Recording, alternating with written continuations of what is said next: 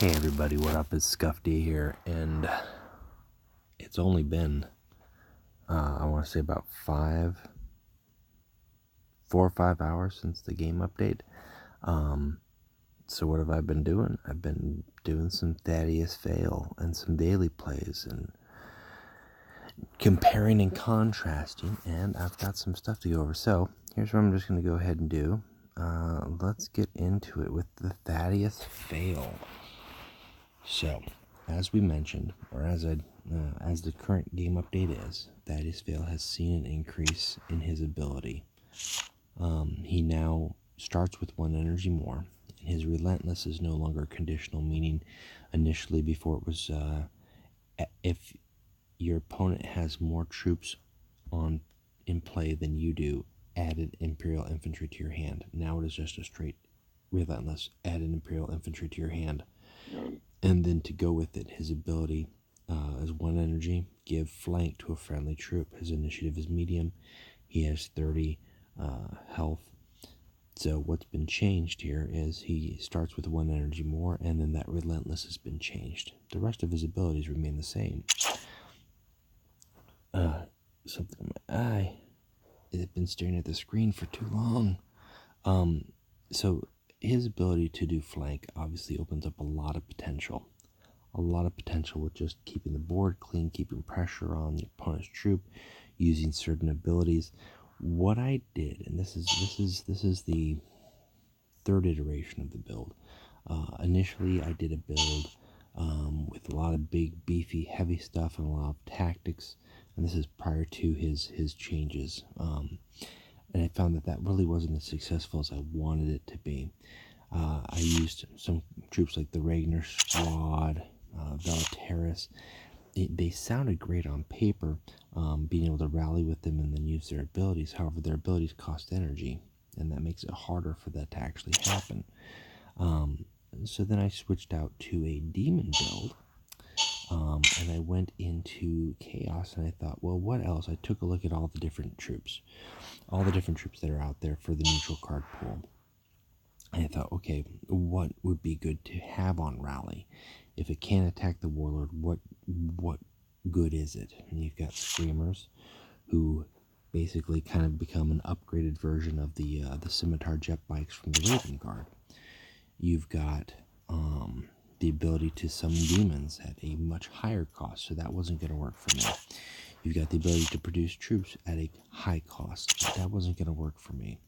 You've got the ability just to have him have a C-Wreck in there and throw out a demon, and that's not such a bad thing. So I threw him in there. I had Teloth in there. I had actual Sophapek in there to give him flank, and then right off the bat be able to create a tactic in my hand and then reduce the cost to my tactic.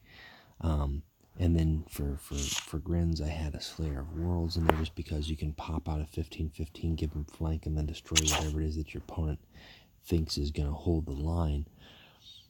None of that worked as well as I wanted it to, either because the cost was too high, or for the demons in particular, if they stayed around, they would reduce my energy pool for the following turn and my ability to flank. So then I went back to the build that I had, but then I took a look at the Mechanicum pool. And the big things, obviously, you've got Rotal being able to lose stealth. Well, that's nice, but I also just like the ability of having Skitarii Protector come in, blank a stealth, and then I can give him flank, and then he can kill whatever it was that was stealth, ideally. Romero being able to flank, that sounds good on paper, but then all you're doing is you're consistently using his 6 to drop him, kill the trooper, and bring him back up. There's better ways to do that, I thought. Lambda Zeta 01 is obviously the high card. It's kind of, I don't want to say the closer, but it's kind of your board ceiling card, and it costs 10 energy to really properly use it, but you're dropping it, attacking a troop, dealing 5 to whatever's next to it, ideally a warlord. Now that I liked, and that was going to stay in. That was part of the first draft. Well, what else is there that's worth mentioning? Not a lot. A couple of things, but not a lot. Melt-a-Bomb for 6 energy, because you're costing 4 plus 1 from Thale Fayle +1 for that, you're getting a high roll defensive satellites. So for 1 energy more than what defensive satellites gives you on range 1 through 4, you're getting a guaranteed 4. I like that a lot better. Plus, it's not affected by Malgahurst copying the tactic or any card that prevents you from playing tactics or increasing the cost of tactics. So I like that, so that stays in as a 2 of. I tried Dark Engine Seer to reduce the cost of Chaos cards, but again, as a 3 cost, and even though I'm paying 1 to give them 0, I'm basically reducing the cost of my next Chaos card by 1. But if I'm not playing demons, it's not worth it. So then I went to the cheapest of the cheap, which is the Technical Servitors, reducing the cost of my vehicles. And that's where I kind of ended up with the current build I have.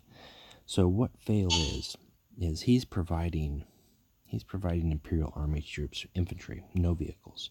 So that meant that when I'm building this deck, I want to make sure that if there's any vehicles that I feel like I want to have, I'm going to have to include them.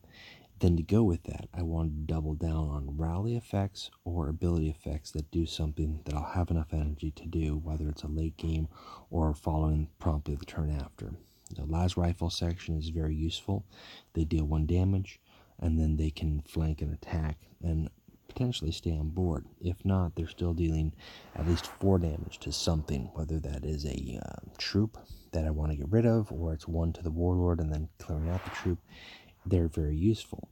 So they stick in there. Ecrates heals, which is very important for Fayle because his ability is passive. His attack stance in the game is passive, and his health is very low. So he needs that manifest destiny. I included Ornatov's Barge to give me more bodies, and Mount Ferris to help add more bodies to the game as well. And I found that I needed stuff early on. I needed those Syrian 12th Regiment. Whether I want to admit it or not, you need to have those front lines, especially if you're trying to combo with the Technical Servitors. You're not guaranteed to get a frontline troop with Fayle. That's the difference between him and Ornatov. And while people will say that he will properly replace Ornatov, that has yet to be determined.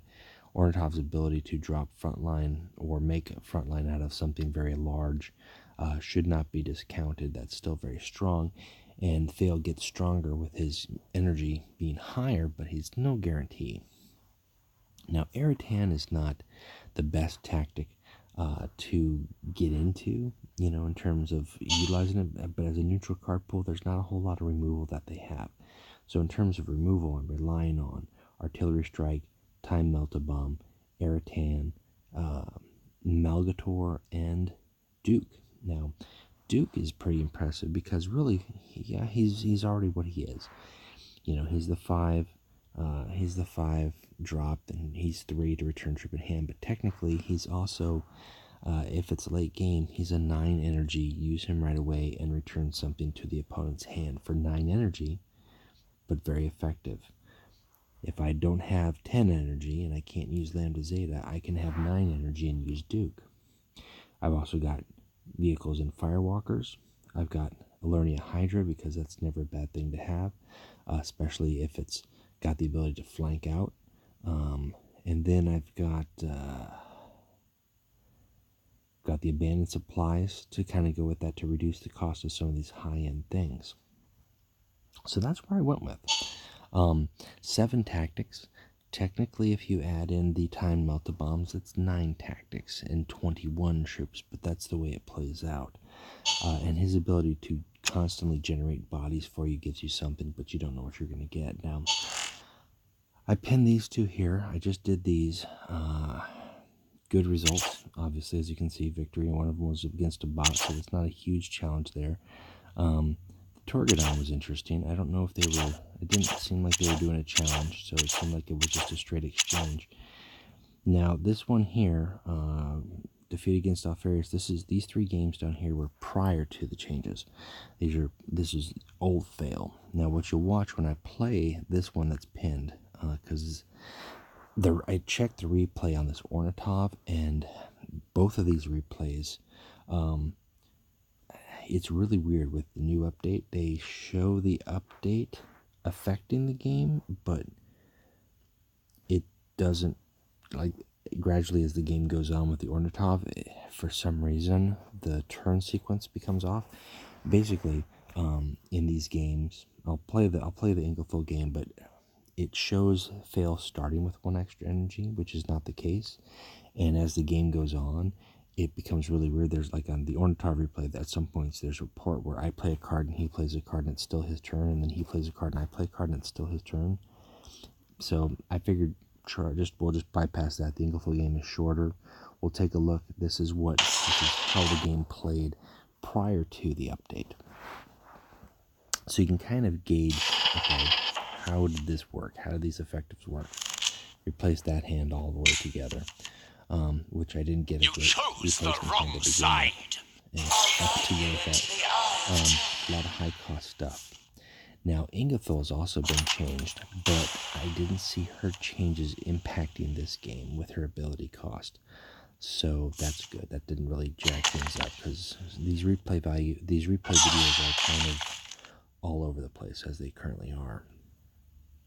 Now, normally that Joker company that I generated at the start of the game would not have generated that's so just imagine that card is not in my hand, because it's not. For whatever reason, the game believes that it is. Well, I guess it's basically taking into account or pretending as if I was playing the game as he would play currently. So, where I've got 5 energy, I've actually got 4 energy. So, throughout this entire game, just pretend as if I have that 1 less energy, which is why I did not drop that Lernia Hydra.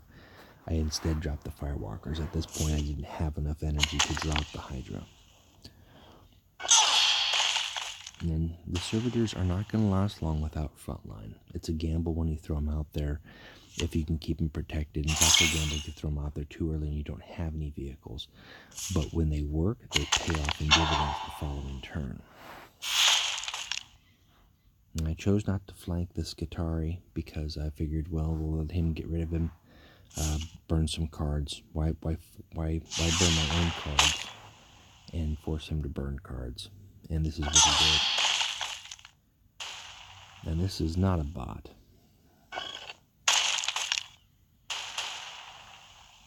So now the board is clear. He's going to throw out his little nasty guys. Starting getting himself some marks of chaos is what he's believing.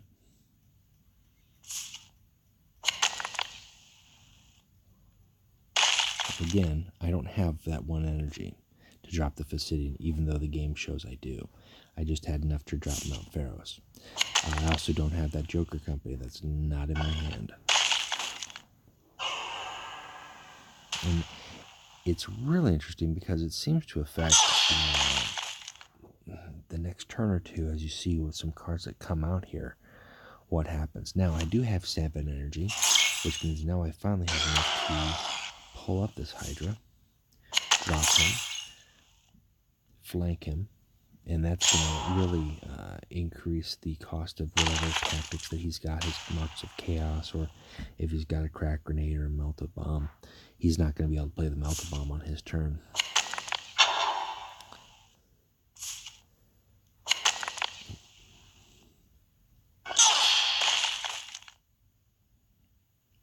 So again, that low health, 16 health at this point in time, that's kind of, against some armies, that is not a great place to be. So bounce that up here, and then we hold the board, and there's really only been 1 or 2 flank tricks that you've seen through the course of this game, but they were important. Being able to drop a Hydra and flank it, huge. And now I've got the energy. Now that's weird because I didn't have the energy to play that, so I don't know if the game is putting that card out there or not. I don't understand where that came from. That was the result, though. The player did bail on the game. And that was yesterday. Now, these 2 games here we'll take a look at, and we will see how he plays now, which is with his changes, which now you can just pretend that what you see is exactly as it was and how it was played. Again, getting rid of the higher cost stuff. Although Manifest Destiny is a nice card, early in the game, it's not what I want. I want cheap troops, I want frontline, I want something to be able to help me survive. One thing that I would like to see, hopefully with the new neutral stuff, is some more frontline for the Imperials. They've got a lot, but they're very, very cheap, very disposable, and they kind of need that. Oh, here I am talking, and you chose the wrong side. Throne, I'm ready for this. So I've got volume on here. Normally I don't, but I've got it turned down a little bit. I hope it's not loud on the replay.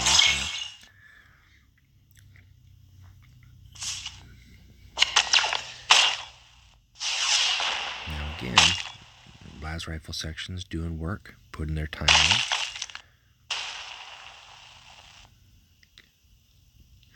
And the thing you might say, well, screamers, they're very disposable, and if they're not, they've got upkeep. You're absolutely right. They are cheap, they're fast, and they don't last hardly ever.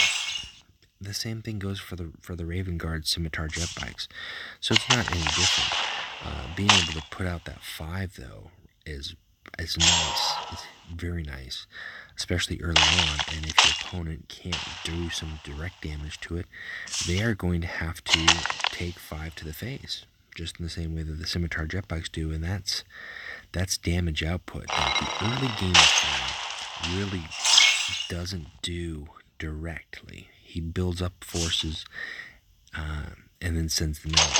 And with his flanking, those can't affect the Warlord unless they've got abilities that do, and currently in this deck I have, they don't. So we're clearing troops off, and then we're hoping to survive the next turn and put pressure on for the next turn to do something with. Just being able to throw out an additional body, even if it's a cheap one, that he might be able to draw a card from, seems to be a good ability, seems to be very useful for Fayle, because even if you can't do anything with your flanking troop, or the troop that you're bringing in, if you've got an extra cheap body from the previous turn to do something, that goes a ways. And unlike Ornitov, who doesn't get one if he has a body on board, you get one every turn. That may be changed in the future, but as it stands, it's not. So here's an example of the 5, getting rid of that, being able to use that other body that he didn't go for, dropping another one just because, and kind of forcing his hand to spend something on these troops as opposed to Fayle. Before, Fayle not being able to put as many bodies on the board, or kind of limited in terms of what he could put on the board, your opponent had to have more stuff than you on table. Not the greatest position to be in, so you're already at a disadvantage. Now here, he gave me a goldstones, and I took a little gamble with this, because I could have dropped both of those goldstones. Instead, I went with the white squad, and thankfully I was able to get rid of that Cho'Gath squad, but I did not get rid of the other guys. That's okay. It was a gamble, and it was a learning thing. If anything, I usually burn at least the goldstone hunters on those guys, because eating 6 to the face is not fun.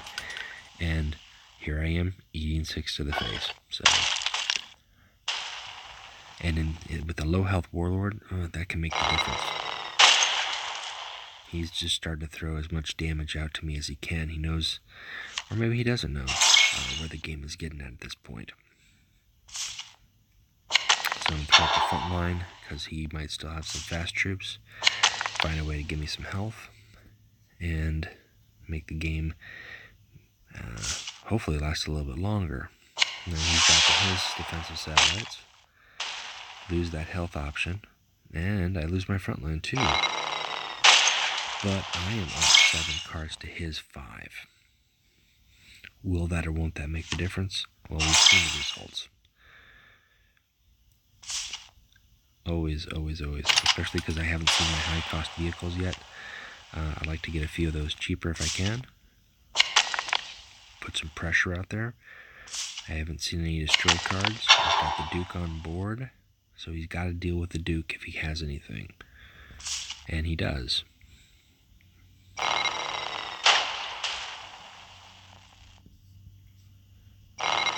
that's going to be all he can do is pretty much deal with what I've put out. And that's okay. Because I still have plenty to put out.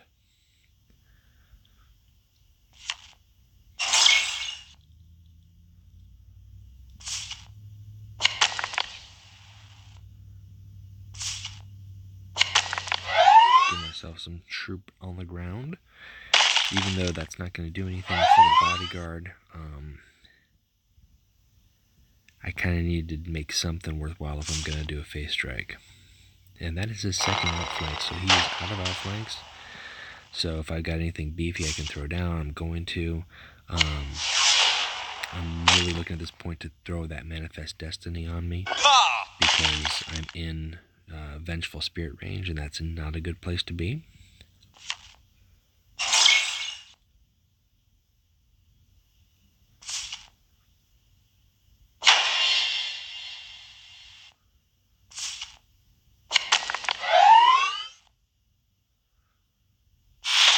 He is getting low as well. Now I've got 14 health and now he's got 10. So that actually puts me up. And also, with that survivor, really makes it a little bit trickier for him to do anything effective against me to just one turn. He's going to have to set up things right. And he effectively gets rid of my firewalkers here. But again, he's at 10 health. And if you see what you see on the table, you know that I've got 10 health, 10 damage to do. 3 from the goldstones, 3 from the goldstones, and 2 plus 2 is 10. 2 being Thaddeus Fayle himself.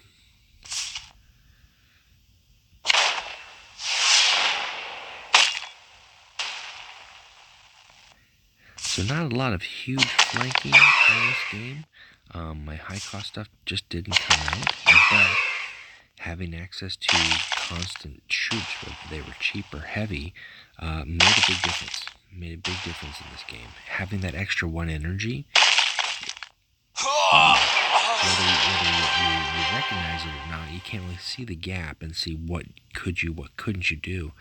But really, it does make a difference having that 1 energy. He needed that, or he needed additional health, or some other caveat to kind of operate, because his whole point of his build is to put troops on the table.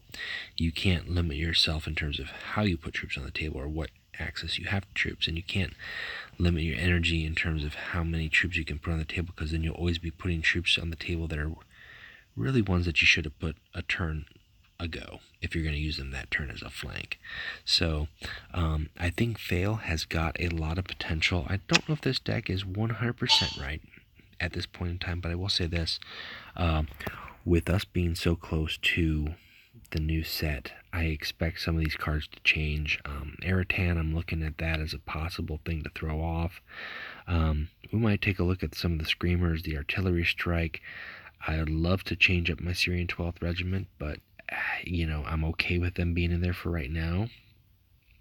I think we've got a lot of room to grow with this deck, but this is the start of something wonderful. This is the start of something new and interesting, especially if we start to see the game shift to a troop build focus again, because for so long it's been tactics, and has driven away from the constant having actually units on the board and to operate, and abilities, and your guy attacks my guy. Who's gonna be able to take out their big bad first, as opposed to just I played more tactics than you and did more direct damage.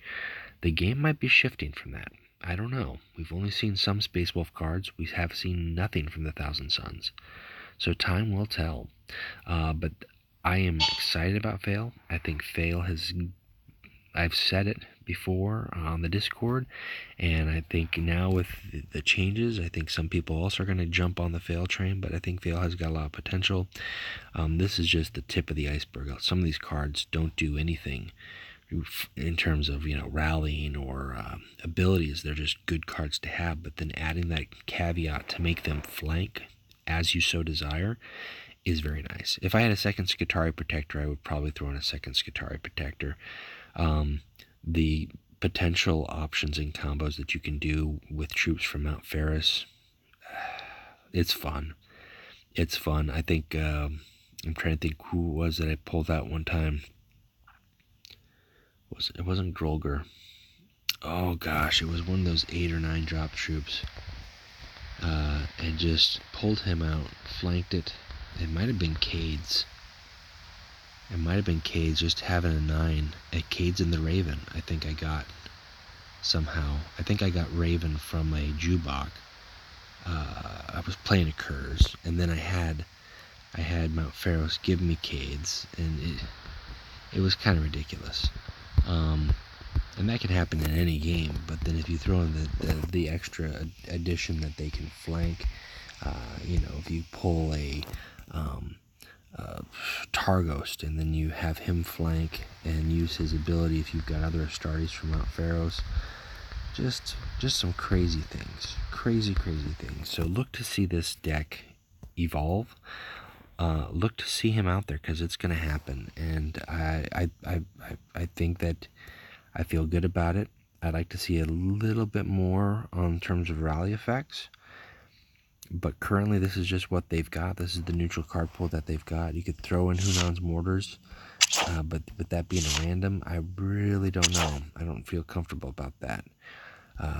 You could have Sudex Fighters, but the fact is, I'm pointing out these guys here, you might generate them from your hand. Initially I thought Smirnov's Warriors is just good to have, and I think with his original ability, with that passive being conditional, it was important to be able to have troops in hand. You don't have to have that worry anymore. That's not a worry anymore. I might move Velateris in with the additional 1 energy, because that was the one thing throwing them off, because that they basically require 6 energy to make work. But now they might be worthwhile. So we'll take a closer look at these guys here. Velateris might do work instead of the artillery strike. Might do work instead of. I don't know. Tough call, but I like it. I like the deck. I'm having fun with it. This Fayle deck has been my practice deck outside of challenges for.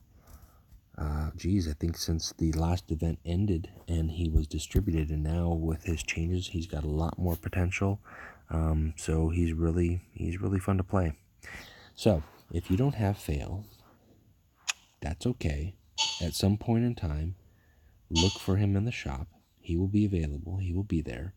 They always have stuff out there that's available at some point in time.